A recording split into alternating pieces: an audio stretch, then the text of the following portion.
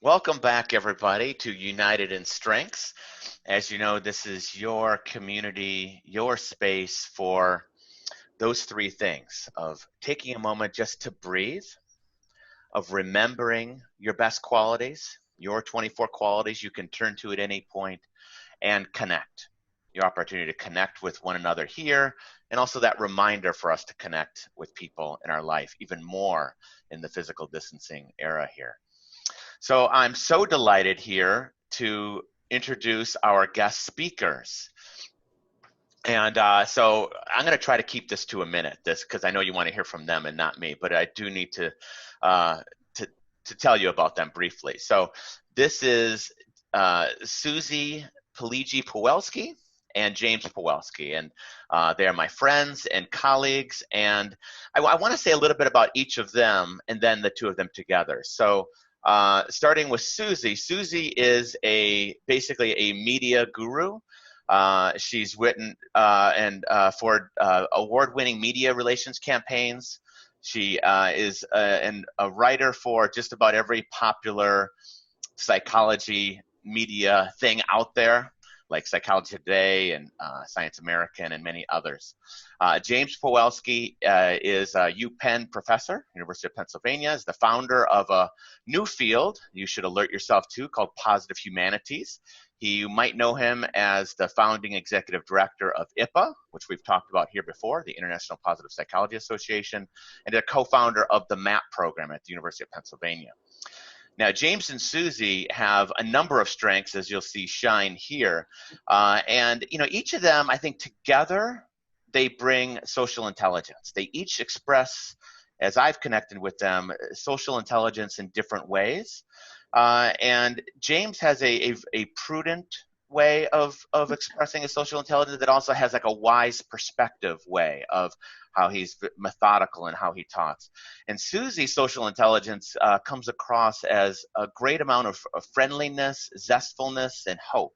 So it's beautiful to see these strengths expressed in different ways. Now together, they are international speakers. They run workshops on romance and research. And most important perhaps for today, they are the co-authors of the great book, Happy Together, which is using the science of positive psychology to build love that lasts. That's the subtitle. The final thing I'll say is they're collaborating with Larry King, the legendary voice, legendary guru, Larry King, on a new series called Coping with COVID. Actually, the series name is Positive Voices, where they interview leading figures in positive psychology. So without further ado, I'm so happy to have you here, James and Suzie. Well, thank you so much, Ryan. Boy, I'll tell you, it's amazing to be introduced by someone who is so knowledgeable about strengths. It's not just like a label. It's a beautiful description, and I have to say, from my perspective, spot on. So thank you, Ryan. Yeah, oh, you're welcome. It's like a tattoo, a permanent tattoo for the two of you. So, well, let's so happy to have you guys here. And I know if we were just kind of hanging out, having some coffee or wine or something, we would all be talking about our families and our kids, your son Liam and my son Reese and other kids. But let's get into the work here. So let's hear about how are you all kind of coping with your character strengths as a couple, as a family, in this very odd situation that we're in the world? Well, we're actually thinking about your dad, right, Suzie? Yeah. So when we were getting married, we decided to incorporate strengths into our rehearsal dinner. So we invited each person in our family and our closest friends to give a story, tell a story about the other person using his or her strengths and how this would best serve the relationship. And I'll let you jump in to talk about what my dad said. Well, so, we weren't sure what would be said, whether certain people in the family would speak up at all, If they'd actually focus on strengths or something else. Right. Whether they would follow directions or not. And we were blown away by how meaningful it was to hear about each other and about each other's strengths from family and friends who, have had unique perspectives. And many things stood out to us in that occasion, but one in particular has resonated throughout the more than decade since that time. And that is Suzie's father, who said something along the following lines. Suzie, you are fast. You think fast, you talk fast, you even walk fast. And that is a huge reason why you've been so successful in your life. You've really been able to move quickly with things. So I'm sitting there smiling, and he's saying the positive things about my strength. And then he said, but Suzie, sometimes you move too fast. And that can get you into trouble. But James is somebody who can help you slow down. That prudence that you were talking about, right? So James can help you to, consider things a little bit more before you act and be even more successful. So at this point, I was beaming. My father-in-law to be certainly had me down, but then he kept talking and he said, but sometimes, James, you're a little too slow, a little too deliberate. And then he's like, okay, can you stop there? And he said, but you have Suzie as your partner. When you're really in your mind, being very analytical, she can help, kind of give you a gentle nudge to, get things out the door and get going. So then I had a big smile again. So that wisdom, again, has resonated with us. And we share that story with you because we think that it might resonate with you in your relational life, whatever that is, wherever you're at in your relationships. Typically, we find that we're in relationship with people who aren't exactly identical to us. And on bad days, that can be really tough. And to be honest, Suzie and I sometimes struggle with that. Sometimes I try to slow her down, but for the life of me, I can't. That's true. And sometimes she tries to speed me up, and for the life of me, I just keep plodding right along. And so that's part of the challenge, I think. On good days, it's extraordinary because we both realize, oh my goodness, what we have just done together, what we have just experienced together, what has just happened has been greater than the sum of its parts. Right. Like when we were working on a book together, writing a book, as many of you know who may be writers, and I know, Ryan, you've written a bunch, is very challenging. And then you do it with your partner, and it gets even more challenging, especially when you sit down and you have completely different, work styles. So James used to joke that if it was just me writing the book, it would have been out years in advance. And if it were just him, he'd probably still be working on it as we speak. So when we can come together and use our strengths in a really healthy way, I think we can have a, much better, sum of its parts. That's right. And obviously you don't have to be writing a book together to experience this kind of dynamic in a relationship where there are these differences.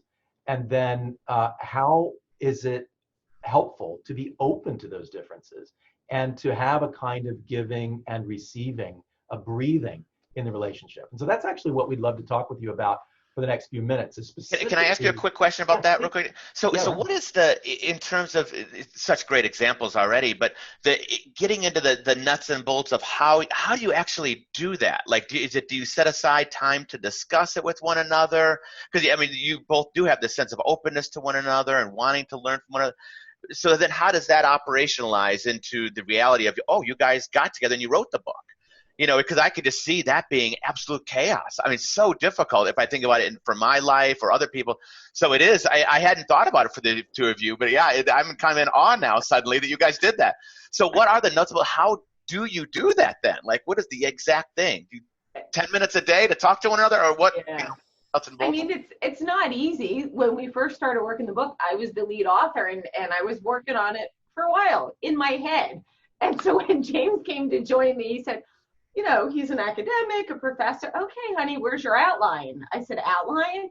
He looked at me like his face was like bright red. Like, he's like, are you kidding me? You've been writing for years and you don't have a detailed outline? I'm like, well, I don't exactly work that way. I kind of throw things on the canvas and edit backwards. And I didn't know if this process was going to continue by the look of your face. But I think stepping back and remembering who that person is and what his or her strength is because like with the speediness or him being very analytical, of course, nobody's perfect, and I could snap and say, oh, you're so slow, you're not getting out of the door, why are you trying to annoy me, being very deliberative. But if I take time for myself, self-care, I know you do a lot of meditation, and I can step away and have that pause and go, okay, James isn't trying to annoy me. That's who he is. He's analytical. He analyzes things this way. How can I acknowledge that strength, knowing he's using it for good, for himself, for us, for a relationship, for our project? And how can I respond in a way that lets him know I get him, I see you, I see you're thinking through these things and asking questions, so we could move forward instead of stagnating. Yeah, and I agree. And that kind of, that again, that giving and receiving. So in some relationships, it becomes hard to give because you're afraid that you're going to be shut down, or the person isn't going to understand, or you're not confident yourself about what you have to give. And I'll just say, yeah, in writing this book, there were some times, Ryan, where it was pretty close to chaos. And just to keep it real, I want to talk about one particular time where Suzie had written this, wonderful draft. It was really had a lot of great stuff in it. And as I looked at it and could tell that it was did not have the benefit of an outline first, I realized that there were ways in which it, in my view, it didn't really flow the way we would want a book to flow. And so as I read that, I thought, oh my goodness, I need to suggest to her that we kind of take this chapter apart and put it back together again in a way that's going to have more of a narrative arc to it. Now, I could have easily said, you know what, I'm not going to go there. She's done all this work. I'm not going to, rock the boat. But instead, I stood up and I spoke up. So it was a kind of bravery, right? And authenticity, and saying, look, here's what I truly feel about this. And it was also a sense of humility where I said, here's what I feel, but you're the lead author, and so you let me know what you think.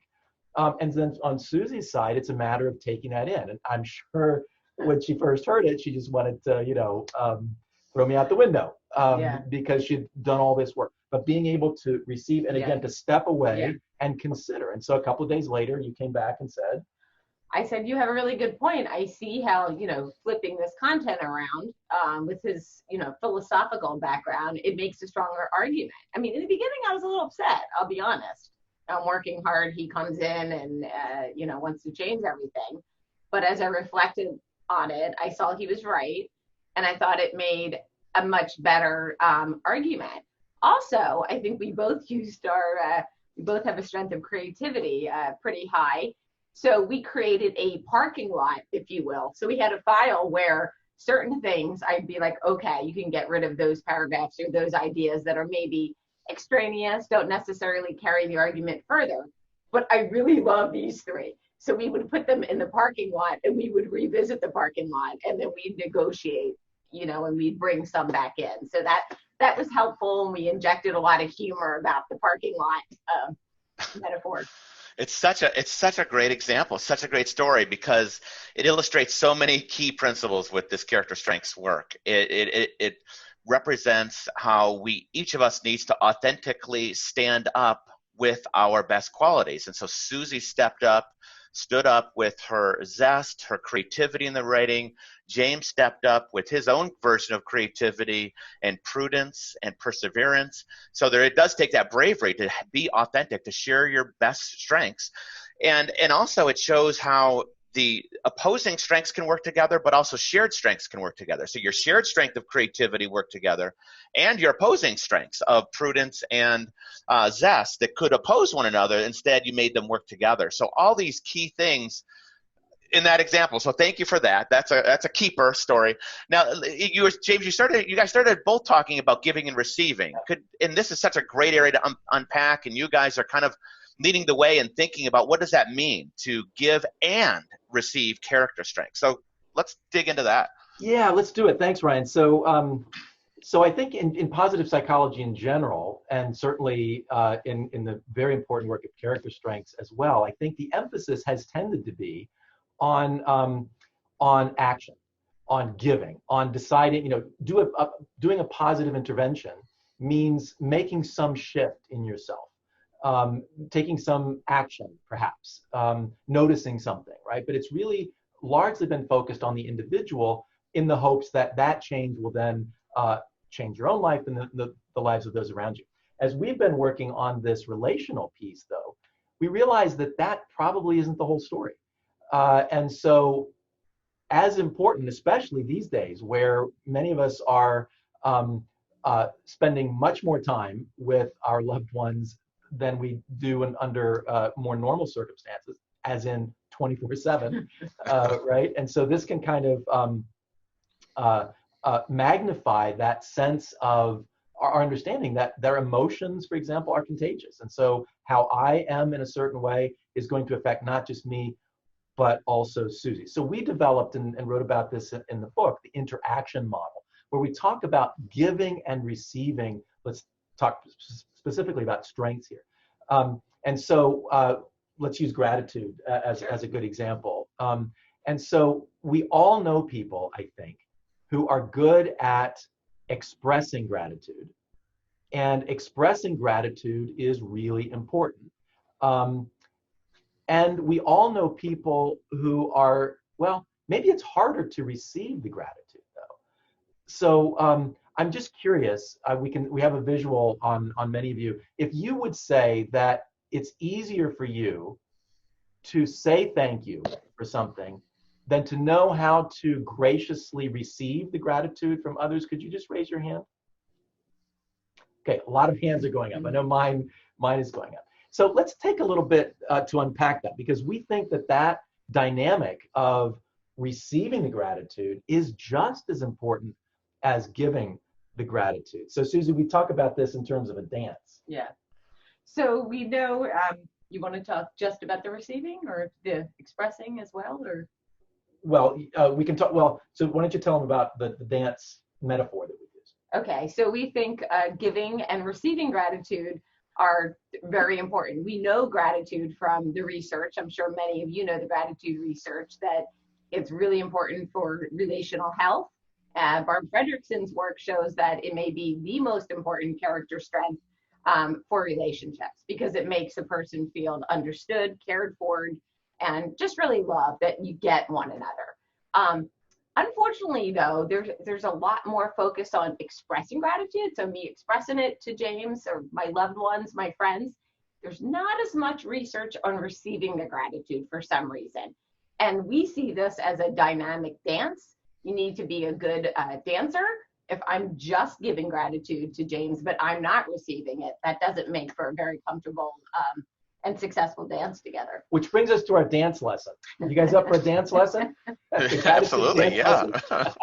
So we think that there are specific steps that we can take with character strengths in general, but again, we're using the example of gratitude, that will help that dance to continue and to go well. So take the following example. If I say to Suzie, Suzie, thank you so much for your help in when I had some nutrition questions a few years ago. I was beginning to wonder whether I was approaching middle age, and a look at my middle indicated that I was definitely there as it was expanding.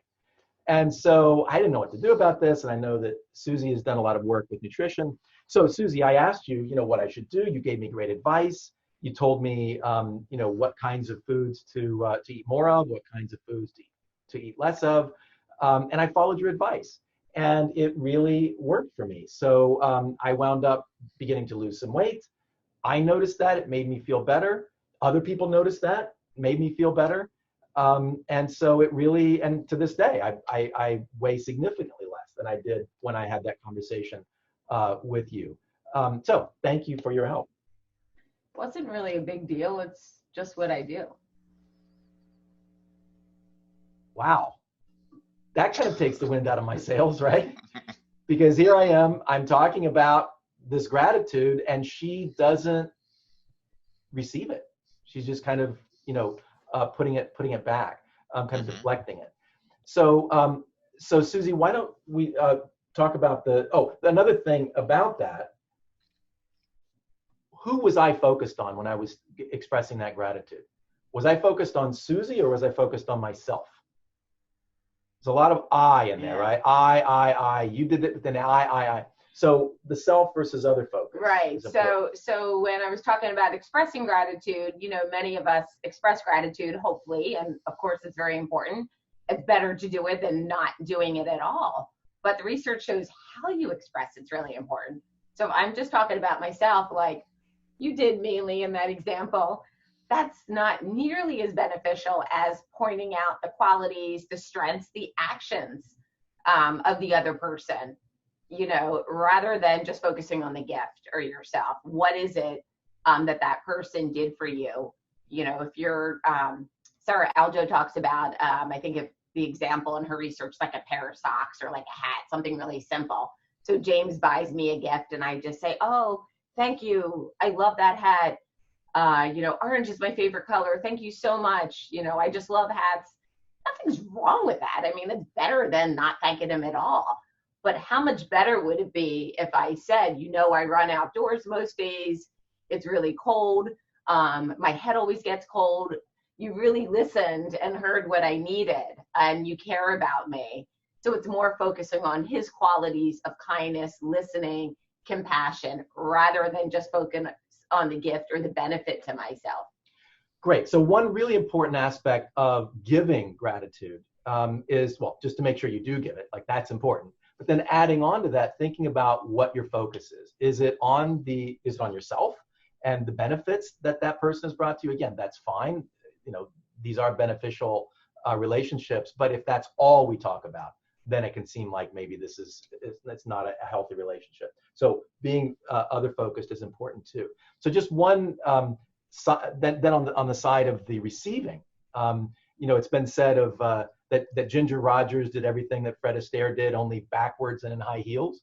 And so we think that receiving gratitude is probably just as important and a lot more difficult for most of us than giving gratitude. So just very quickly, Suzie, let's talk about a couple of ways in which we've found that we understand people don't receive gratitude so beautifully. Sure. So in talking to many couples when we were doing our research and reading the research and so forth, we found most people seem to have more of a challenge receiving it. And it seems that all of you from the raise of hands, we see similar. So like, why is it in our culture, accepting gratitude, receiving compliments, it's so difficult? I mean, we think a little of it has to do with humility. Humility is a great strength.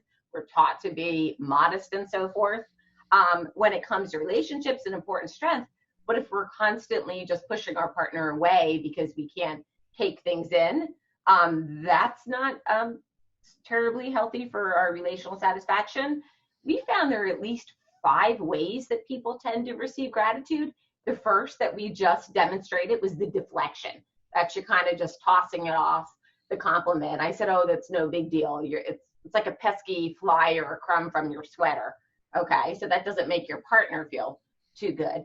The second way. Hey, Suzie, I really like your glasses. Oh, I like your shirt, James. So that's what we call reciprocation.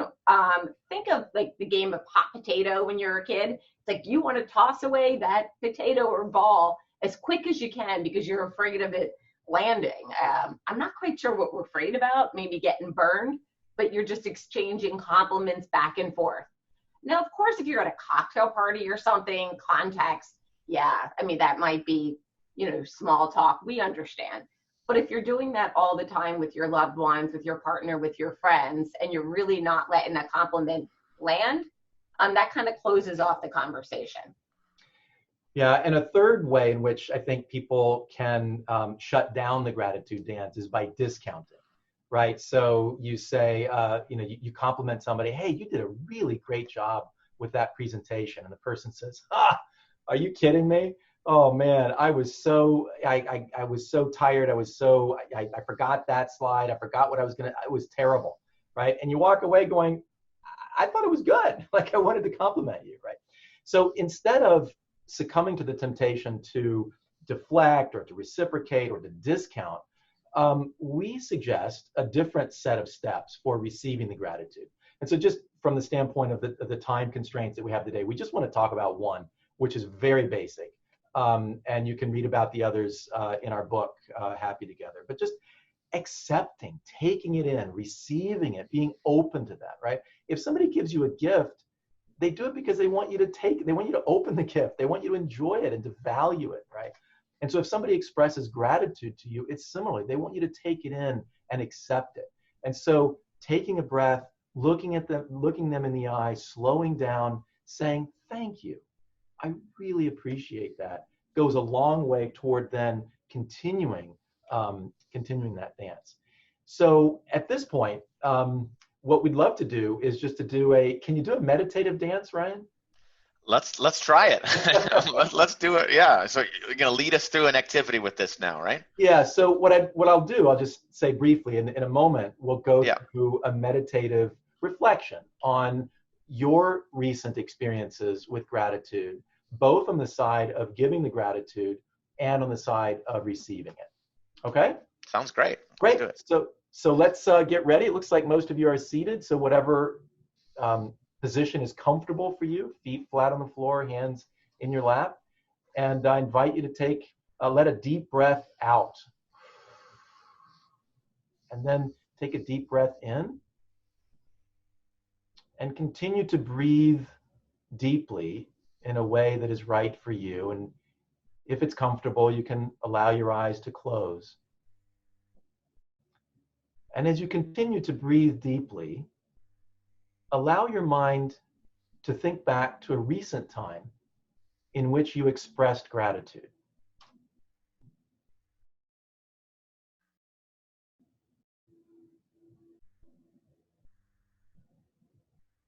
And consider whether in that expression of gratitude, your words were more self-focused or more other-focused.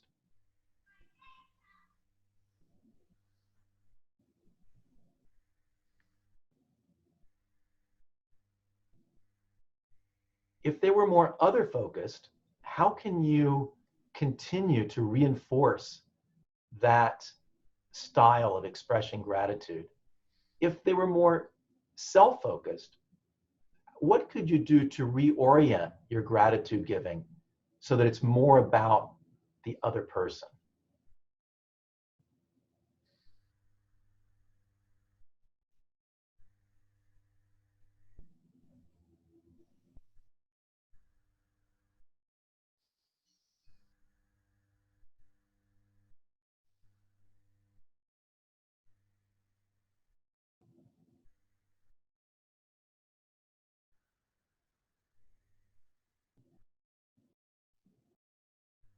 It's beautiful to notice not just the benefits that accrue to us, but the character of the person who is our benefactor.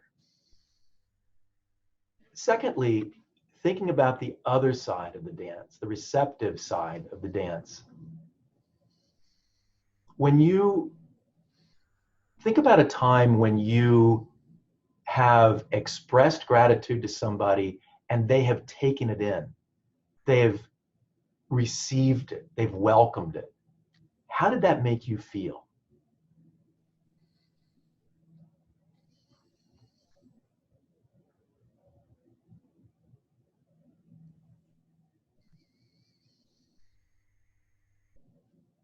And now think about the other way around. When someone expresses gratitude to you, are you in the habit of deflecting or reciprocating or discounting? And if so, what does that do to the gratitude dance?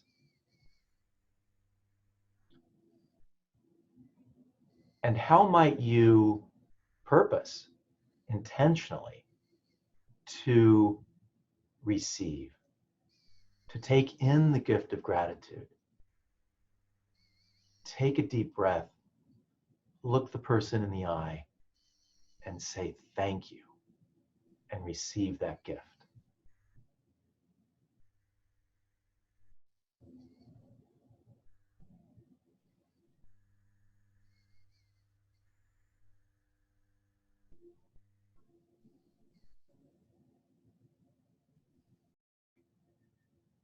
So in the coming hours and in the coming days, we invite you, again, when you are expressing gratitude, how can you make it other focused, noticing and appreciating the character of the other person?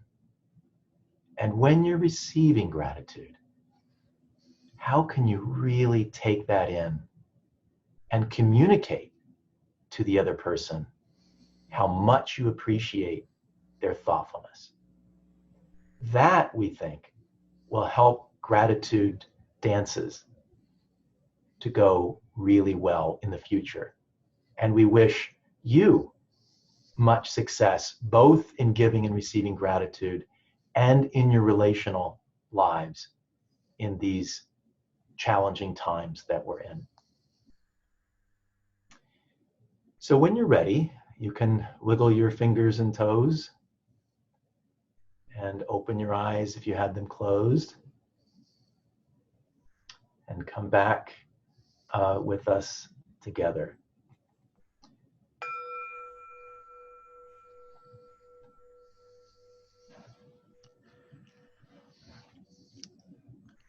Thank you so much. It was a very powerful meditation. For me, my mind is flowing with all sorts of examples from email, when I send gratitude letters by email, and people that receive them versus people that are weeping, really totally receiving them, to my family members, my wife, neighbors, and so on. So my mind is flowing. I'm sure everybody else's is. And I love all the practical things you all had to say about that we can be better at receiving and accepting, and that looking at our language, are we saying a lot of I, or is it more about the other person? So such great stuff from both of you. Wise, conceptual, helpful, practical, research-based. A deep bow to both of you for all of this. Thank you. And we clap in mindfulness world. We clap like this. Anyone that wants to clap, you can do this. This is what we do. But and I know we have a few minutes here before you guys have to go, James and Suzie. So let's just turn it. I mean, we can look to the chat, but let's also see if anyone wants to raise their hand and offer a question. So Ryan, I do a couple of questions did show up during the session that I thought might be helpful to come back to. So Suzie and James, was wonderful. Could you just list for us the 5 ways of receiving? Because I think you went into detail on 3, and someone said Sure. Deflection, that was the first one. Like reciprocation, or hot potato, I like to call it. Discounting, and then acceptance, just a simple hello. And then we didn't get into amplification. That's where you really savor it and take it in. And finally, advancement. We talk a lot more about this in our book, but that's where you really open the conversation. You ask questions. How did that make you feel? What was it about that action that really connected with you? So that can lead to a deeper relational connection with another person. Thank you. And another question that came up was, how does this relate to active constructive responding? Yeah, great question.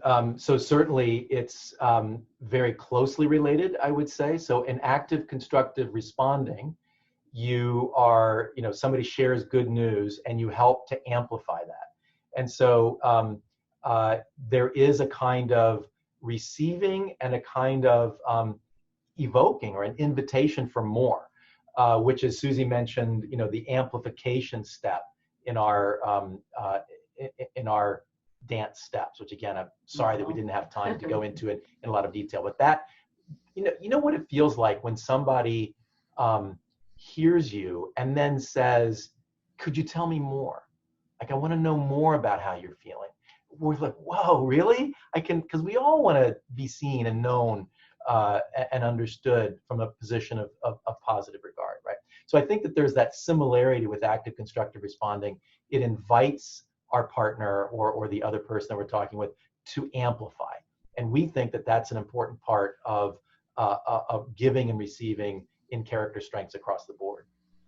Thank you. Just to say, James and Suzie, a lot of people are making great comments about how these are such great strategies and great things that you guys shared, and how you guys are a great role model for them in their relationships and marriage. So some people to emulate. But I want to offer put this into a question, what somebody said in the chat. So Monica says, I have a thought about why we're so many times feeling awkward about receiving gratitude. And I think it's because I feel that there's a lack of humility, or we're showing a lack of humbleness. So could you comment on that? Because since it's another character strength, and we like talking about these character strength dynamics that unfold here. Yeah. So, one way in which we find our audiences have responded is that it's almost like there's a plate of cookies going around, and there's only one cookie left. And it's like, but I want the cookie, but I shouldn't take it because that's not nice, right? The question about humility, humility isn't being a doormat, right? It's seeing yourself appropriately in these contexts. And so the nice thing about gratitude is it's not a plate of a small plate of cookies. Like you accepting the gratitude isn't going to mean that somebody else can't accept their gratitude.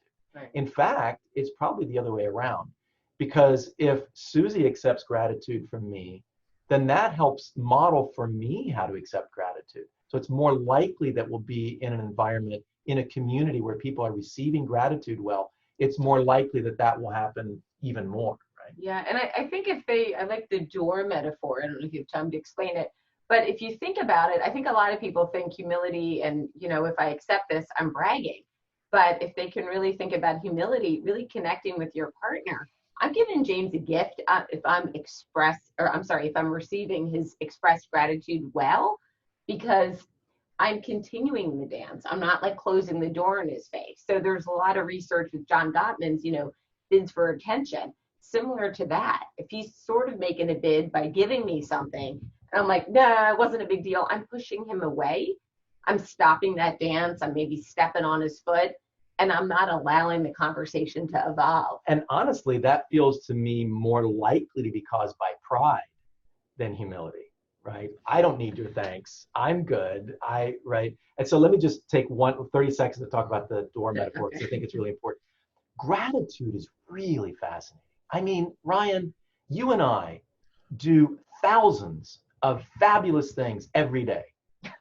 We are just wonderful people. We do all these great things. So when our wives pick one of those thousands of things to be grateful for, that says a lot. It says a lot about them. It says a lot about what they're noticing. And if I just say, oh no, that's what mentions like we do, that's not helpful. And then if I say, well, thank you, I really appreciate that, that's a good first step.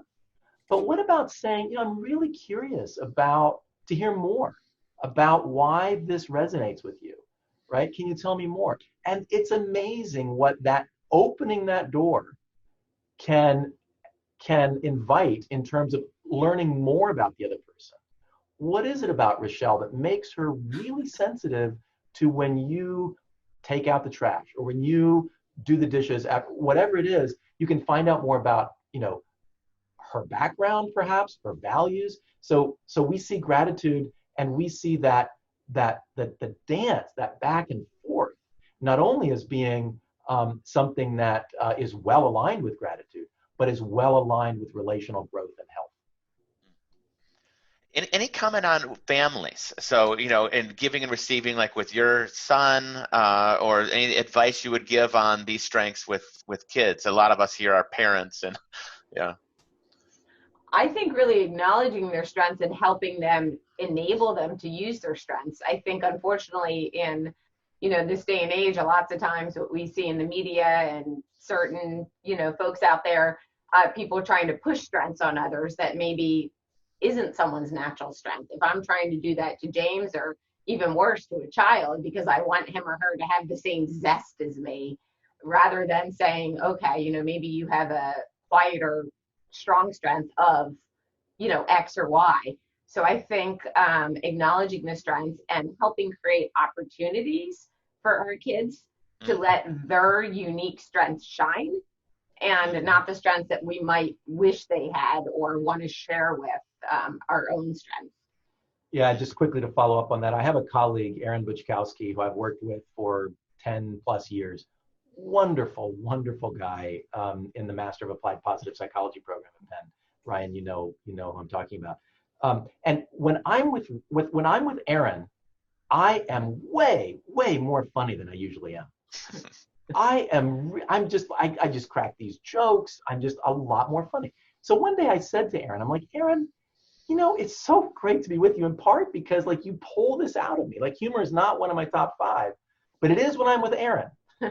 And he said to me, well, thanks, James. It's interesting you should say that. My whole family's that way. It's like, your whole family? What do you mean? He's like, we're all able to help other people be more funny because he laughs at the jokes. He's right there with you. He's right.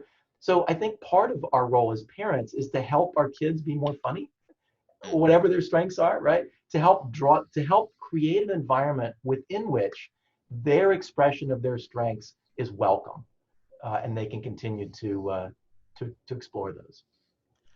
Right. That's a beautiful way to conclude our experience here. Is that what you were going to say, Ruth? No, I was going to give an example of where I'm taking something away from James, but I don't want to steal their thunder. So.